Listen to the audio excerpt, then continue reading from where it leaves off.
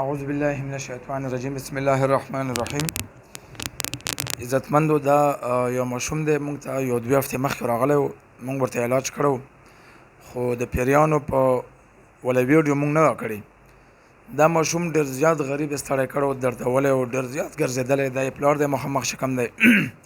پیریانو به کله یوه خبره کوله، کله به بله کوله، او د پلار غریب به هغه ځای له بوتلو، خو الله پاک شفا نه ورکوله. دلته راغی په یو ځل سره الله پاک شفا ورکړه. دویم ځلي چې راغی ما چک کړو، دغه بدن کې پیریان شته هم نه دی او مکمل ټیک شوی.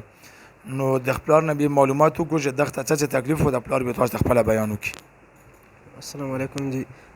حاجي صاحب، دا زما زوی دی او دی به مدرسې ته سبق له تلو او سبق له به تلل، لاره کې ګبراو شوی او بیا مدرسې ته سبق له نه پرېښود. د سره جناتو د باندې به یې دا خلاصونه او دا خپې داسې راتاو کړي. بیا د باندې به چې اول خو یې خبرې نه کولې، چې خبرې چالو کړي بیا مې پرې تپوس به مې وکړو. کله به یې ویل چې چترال ته مې بوځئ. یو ځل مې چترال ته بوتلو، تقریبا 10,000 روپۍ ته خرچه زما هلته وشوله.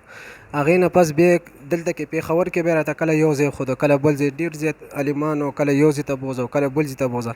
خو اخره کې بس زه هم تنګ شوم. بس بیا ما ستاسو یو ویډیو ما وکتله، بس ما تاسو نه معلومات وکړل په واتساپ باندې. ما تاسو له راوستو، انشاءالله چې هغه یو ځل مې راوسته، هغې سره خو بالکل ټیک ټاک و. او دا دویم ځله ما هسې ستاسو دغه دپاره راوستی چې انشاءالله دا تاسو بیا وګورئ او انشاءالله چې بالکل ټیک ټاک شوی دی. اوس خلکو دپاره زموږ دا پیغام ورکوم چې حاجي محمد الله صاحب چې دی دا بالکل ښه صحیح کار کوي او ځانونه هسې یو ځای بل ځای کې مه پازابوئ.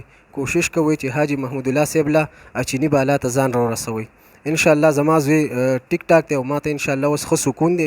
مخکې زه ډېر زیات بېچینه وم، هلته به مې ډیوټي کوله، هلته کې به راپسې ټلیفون وشو چې راشه هلک تنګ دی او د باندې به جنات راغلي وو، ډېر زیات په لغړو را لغړولو. او انشاءالله چې اوس ما په دویم ځله راوستی حاجي محمود الله صاحب له کتو دپاره، انشاءالله چې اوس بالکل ټیک ټاک دی او خپل مدرسې ته هم ځي، خپل سبق هم وایي. مخکې به یې نه سبق ته پرېښودو، نه به یې مانځه ته پرېښودو. انشاءالله اوس خپل مونځ هم کوي، خپل سبق هم وایي او انشاءالله اوس بالکل ټیک ټاک دی.